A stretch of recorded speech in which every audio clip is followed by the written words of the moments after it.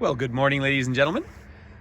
This is one of the many videos I would like to make in areas that I cannot take you live because of no reception. So I am right by the original Jasper House in Jasper National Park. So you can always go back and just freeze the video and read this little story.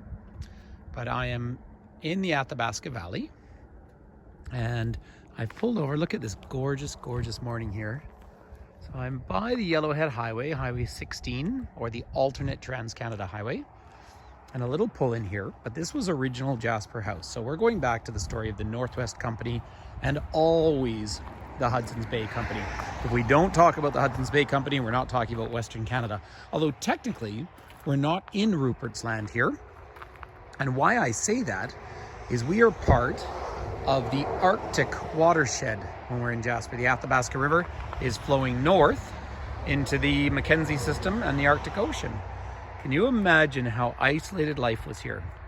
So obviously, this was the Yellowhead Pass. I say obviously because it's a well-known pass. This was the obvious path through towards the Pacific Ocean. We're still over 1,000 kilometers from the Pacific Ocean here. And people would paddle up the mighty rivers for a very short few months, because of course you have to wait for the water to come up in the spring. And spring here really is late May or June. And then by September already, the glaciers are freezing up, the snowpack was building up, and the rivers would fall. And so it was an isolated time. You would paddle up the river, and they could really get more or less this far up the river. And they would come to Jasper House, which would have been stinky and isolated and a shortage of food. And you would try and meet people who were coming over the pass the other way with mules, and you'd trade off your canoes for mules. You see there's an old broken tree here. It's just sort of interesting because it's been pecked at by woodpeckers. So all the little holes there, and the woodpeckers are back.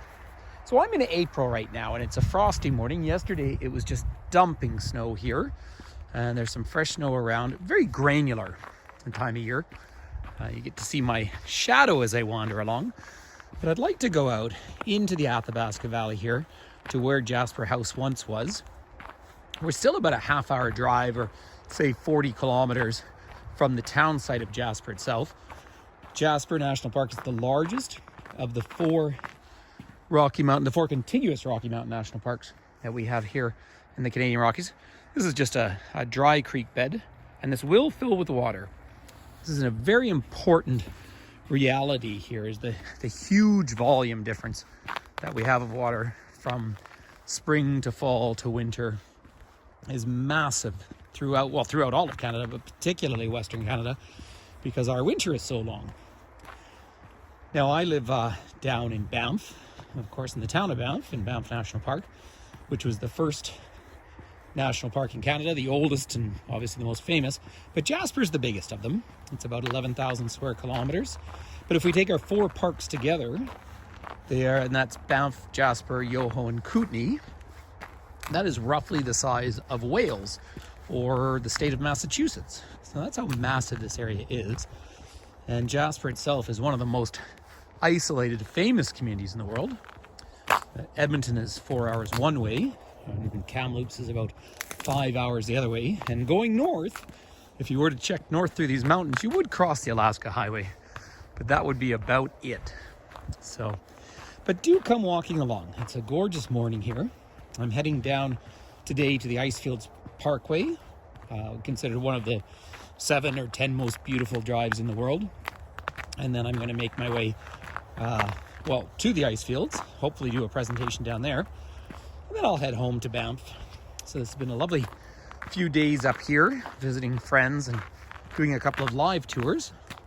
But the whole purpose of these kind of walks are places that I simply cannot take people because of lack of reception. And whether they'll put in a cell tower or Wi-Fi one day, I suppose is to be seen, but it's really not that necessary because there's never going to be population here. We're in a national park.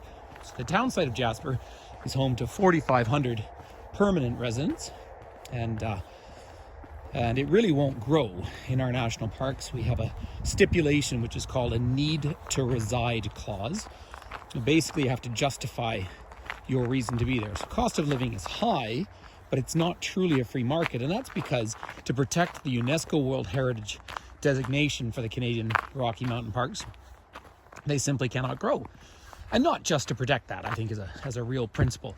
So the oldest park service in the world is Parks Canada. And they have they're remarkably bureaucratic, which we've all heard. But they also have a very important mandate of protecting heritage, identity, and of course, environmental conservation. But I'm just going to come up to this platform here, which is really rather spectacular. And the original Jasper House was across the water. I'm not going to be able to go across there, obviously, although the water's still very low. But can you imagine if this was how you had to travel? So there is the Athabasca River, and it is flowing north here, really east at this point, but eventually makes its way up into the Athabasca or the Mackenzie River system. And we're at the very eastern slopes of the Canadian Rockies at this point. I think we can all agree that these mountain vistas are absolutely spectacular. And there is a wonderful mountain shape down in the distance. And I just show you, it's a little hard to see because they've frozen over here, but have a quick look at a couple of these panels. So it was a supply post, of course. And yeah, this would have been very, very, very isolated living. And I like reading this thing, fishing was marginal. So once you go over the Yellowhead Pass, and again, we talk about yellowheads because it was the first time that the First Nations people, the indigenous people, saw blonde people from Europe. And so they called them les têtes jaunes, the yellowheads. But you cross over the pass and you get into British Columbia, and suddenly there's salmon.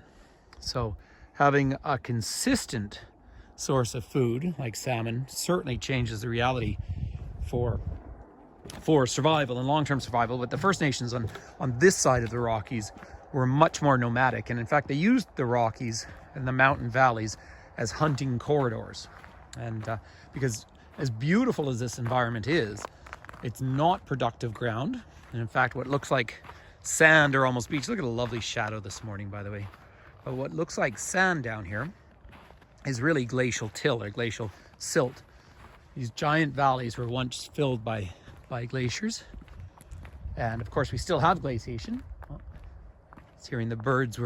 Being that we're in April, we're getting the migratory birds this time of year. There are many species that stay all winter, a surprising number, but many more come through. And in fact, yesterday I saw 2 eagles, bald eagles, of course. But let's just wander up to the magnificent Athabasca River.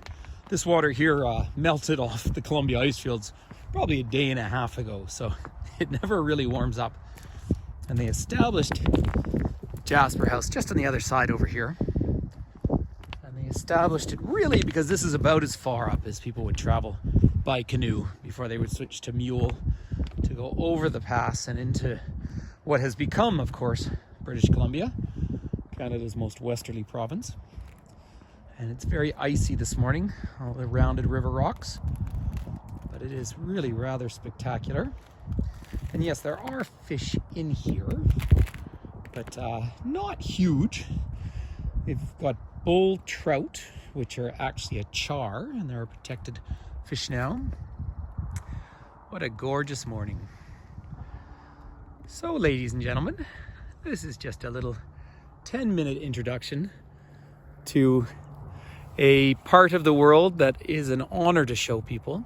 And I've just driven in from Hinton, which is the town, about 10,000 people just outside the park gates, and I'm heading to Jasper and then down the Icefields Parkway. So I hope everyone is healthy and happy, and we've got many different videos to show you. But I'm Patrick Toomey and Toomey Tours, and this is just awfully fun to connect virtually. So I'll just let you come back to this gorgeous environment as you look south.